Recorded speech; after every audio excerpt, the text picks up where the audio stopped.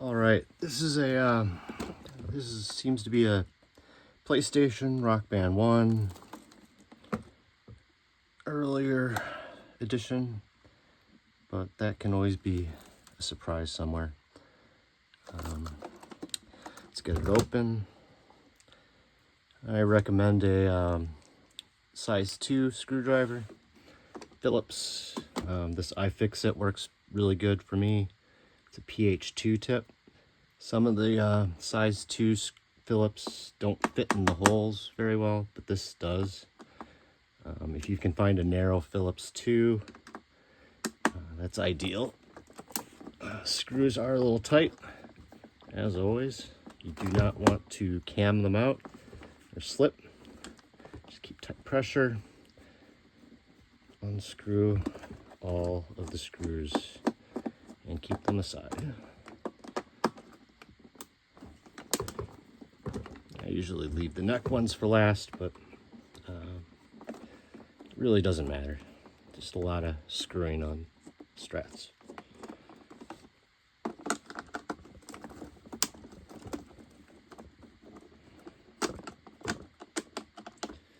I also don't really recommend an electric screwdriver unless you know how to use it, because that could be issues as well.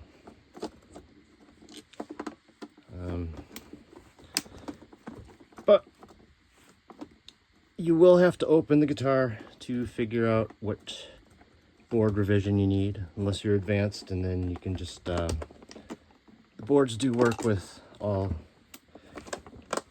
Rock Band guitars, even P basses, but you will have to do soldering, which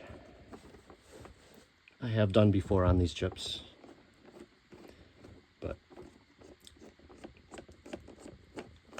we're trying it the easy way this time.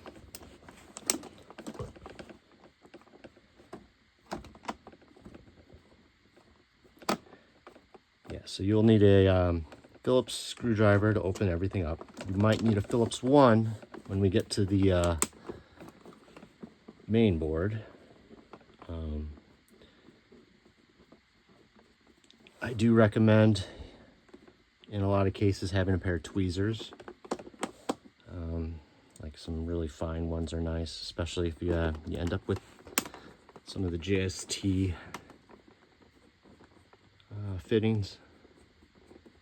But I am predicting that inside of here is the DuPont header, early version of the Rock Band 1 Strat. But like I said, I've been surprised before. It's not.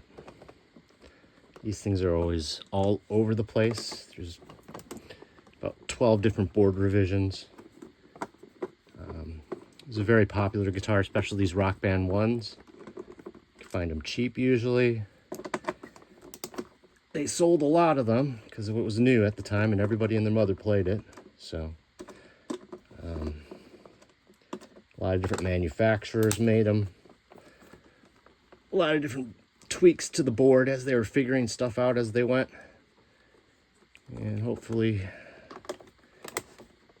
the board we have will make it play on modern systems. And I always tend to find these at Goodwill for cheap without a dongle, under 10 bucks. But your mileage may vary depending on your market. I'm in the Midwest, and it seems like everybody's donating their stuff from the attic, spring cleaning. Usually, I think my first Rock Band Strat was in a bundle with some other guitars that I really wanted. And had a dongle, but the dongle didn't work very well. It was a Rock Band 1, kind of similar to this, but I think it was Wii, which is going to be usually a different board revision. But let's see what this PlayStation has. Do not lose the screws. These two are usually smaller. These four are really long. All the other ones should be about the same. Sometimes there's this one's short too, but just pay attention.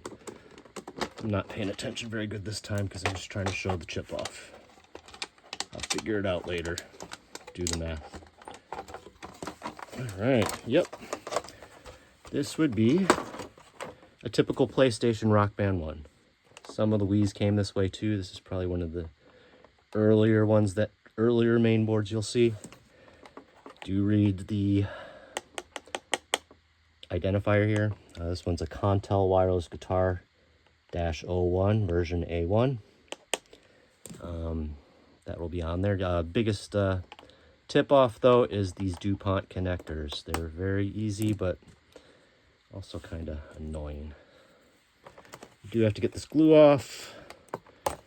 Try to be careful with the wires. The board you don't really care about because we're getting rid of the board.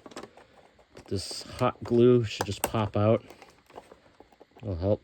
Just main thing is you don't want to destroy these wires because that's going to cause issues down the road. I would also suggest at this point, take a picture of the wiring, especially with these DuPont connectors. They can go in back. This one's backwards, for instance. You need to pay attention to that because the boards are set up to work exactly the same as the originals. So on these ones, the white connectors, there's only one way they can go, but you do need to get the order right. These you have to get the order right and what side is up. So take a picture, know that this one, like on mine, is upside down. But these connectors are really easy to remove once you get some of that glue off. Probably be careful pulling them out as opposed to what I'm doing, because you don't want the DuPont crimp to pull the whole wire out and leave the black part. In which case, then you're gonna need a crimping tool, which I got a crimping tool, so if I screw this up, I can fix it. But who knows what you have at hand. Pull that out, that. Okay, so now, sometimes see, Phillips 2 doesn't work on these screws as well as the body, so you will have to pull out a Phillips 1, or I like to use on PCBs, these Japanese ones, these Japanese JSTs, because they seem to be more accurate whenever it comes down to circuit boards. Usually have these, or not JST, the Japanese Phillips style. Set of these are pretty cheap usually. They're like dollar store Japanese precision screwdrivers, but I think Phillips 1 would be fine too. Seems to interlock pretty good. All right, I want to take the board out. Take the board out. Get these screws. Get the right board, depending on my instructions. Everything seems to be right. It's the right type of connectors. We will insert these first. Now, this is the battery one on the top. That one's, if you're going wired, you probably don't need it. If you're going to go Bluetooth or with the wireless dongle, it's kind of fun. You can reuse these AA batteries. But we will remount the new PCB that replaces the motherboard with the screwdriver. And I'm just getting it right. And it goes exactly as the old board would.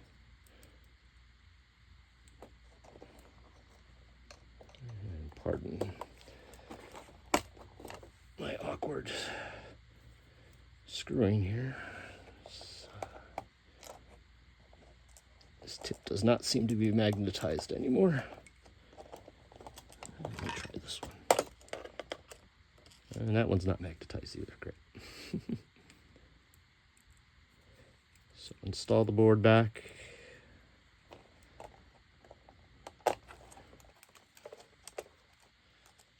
As the old board.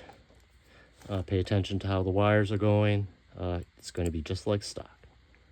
So just pay attention if you want to go back to your reference. photo of the motherboard, which you should be taking first before you order, because you never know what's inside these things. You can't just assume. So these just go back in, following the same order. This one's upside down, just like the original, but yours may be different.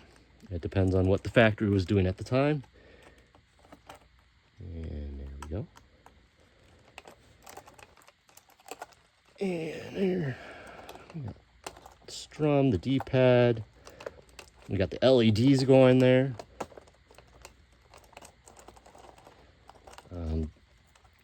Yeah, this is the strum. Strum on this one has two connectors right next to each other. Do pay attention to the order, but it shouldn't be fine because they are simple switches usually. So there's nothing funny with the order. It just needs to have A ground and A signal. All right. These are I think the solos, regular frets, effects pedal, and the battery. Okay. And then you're going to take your pre-programmed where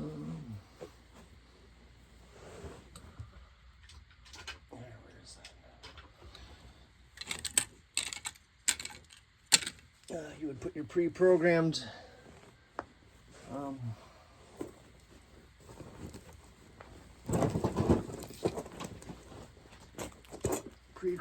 pico.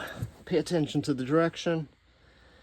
This is a regular pico. Pico W will have the little metal block.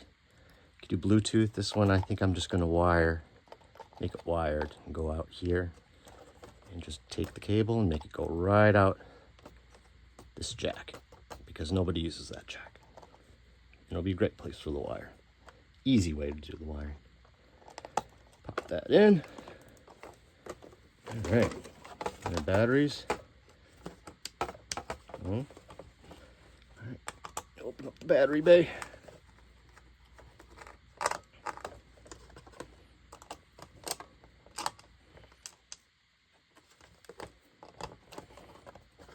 Yeah, now a lot of times these batteries have corrosion, some vinegar, and some isopropyl alcohol afterwards will most of the time fix it, unless it's really gone. Let me see, we got some batteries somewhere.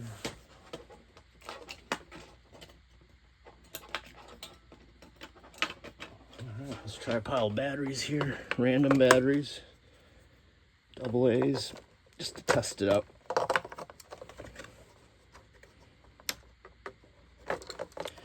Nope. Oh man. Maybe that would throw away. Oh. Either way, looks like this battery's dead. Somehow. Oh yeah. Watch out. Lots of corrosion. Like I said, get some white vinegar if that happens. And then rinse it with isopropyl alcohol, IPA. I won't do that on this one because this is not a wireless Pico anyway. So let's just plug it in, see what happens.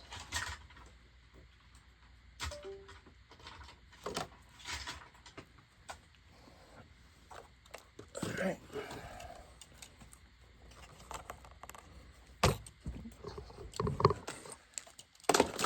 This a little closer here.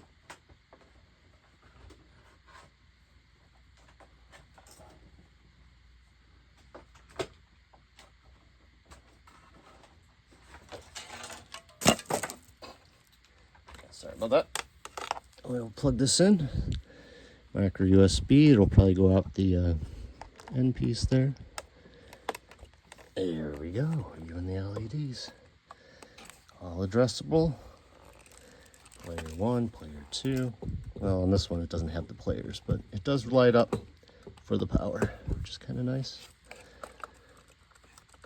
And like I said, pre-program that Pico first before you pop it in, or get one of the ones with the pre-programmed boards.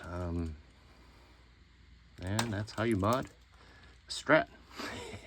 under 15 minutes.